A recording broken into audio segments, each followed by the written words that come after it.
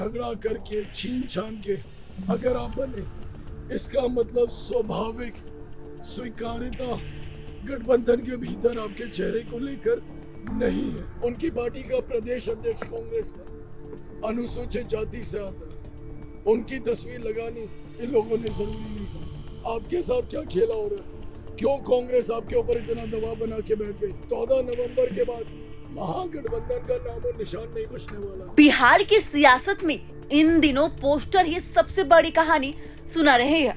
बता दें कि महागठबंधन की प्रेस वार्ता में पोस्टर में तेजस्वी ने अपने बाकी साथियों को वो सम्मान नहीं दिया जो उन्हें देना चाहिए था।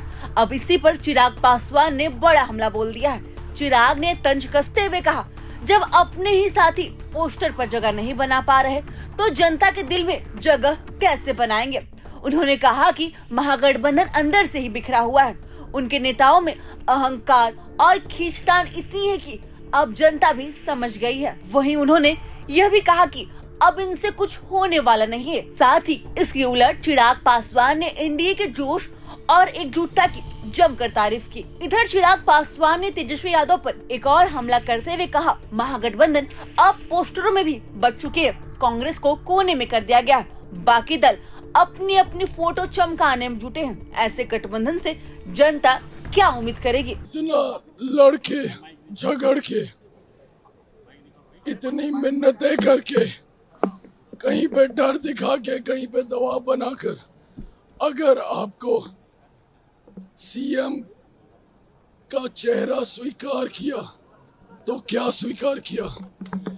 कांग्रेस के ऊपर इन लोगों ने कितना ब्लैकमेल किया इनको सीएम का चेहरा बनाने के लिए। वही मुकेश जी के द्वारा भी किया गया। उन्होंने तो सारे समझौते कर लिए सिर्फ एक डिप्टी सीएम का पद पाने के लिए। मेरा कहना यह है कि अगर आप इतना झगड़ा करके छीन छान के अगर आप बने, इसका मतलब स्वाभाविक स्वीकार्यता गठबंधन के भीतर आपके चेहरे को लेकर नहीं है।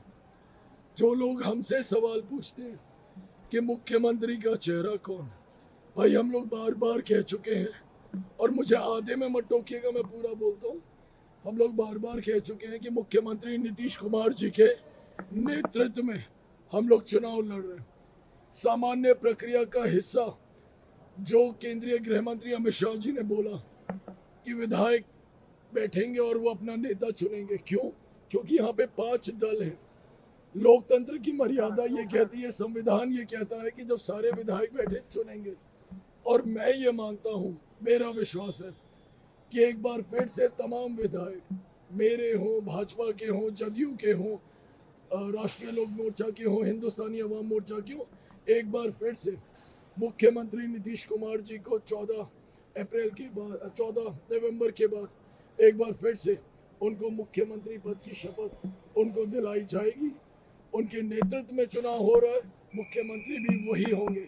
पर अब इन लोगों ने जिस तरीके से सिर्फ एक व्यक्ति का चेहरा आगे करने के लिए बाकी तमाम चेहरों को हटा दिया, मुझे ताज्जुब है, क्योंकि कांग्रेस के बड़े नेता यहाँ पे मौजूद थे। मैंने प्रेस कॉन्फ्रेंस देखी नहीं, पर पता नहीं अशोक जी वगैरह अगर सब थे तो उनको ये कैसे स्वीकार हुआ कि उनके नेता, ना राहुल जी की ना खड़गे जी की, भाई उनकी पार्टी का राष्ट्रीय अध्यक्ष अनुसूचित जाति से आता है, उनकी तस्वीर लगाना जरूरी नहीं समझा। उनकी पार्टी का प्रदेश अध्यक्ष कांग्रेस का अनुसूचित जाति से आता है, उनकी तस्वीर लगानी इन लोगों ने जरूरी नहीं समझी।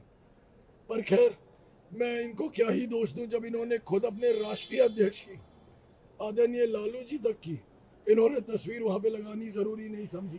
ये अहंकार कि हम अकेले, हम में ही सब समाहित और हम ही सब जिता देंगे, ये अहंकार पूरे महागठबंधन को धराशाही करेगा।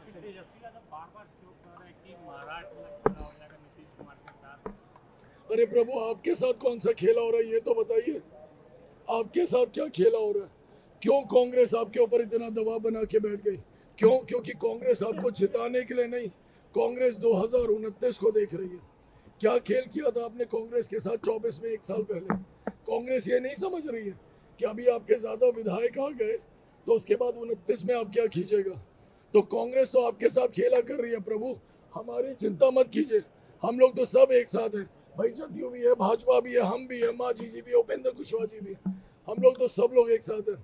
आप अपने साथ हो रहे खेला की चिंता कीजिए। 14 नवंबर के बाद महागठबंधन का नामो निशान नहीं बचने वाला। प्रभातखबर.com, विश्वास वही, रफ्तार नहीं।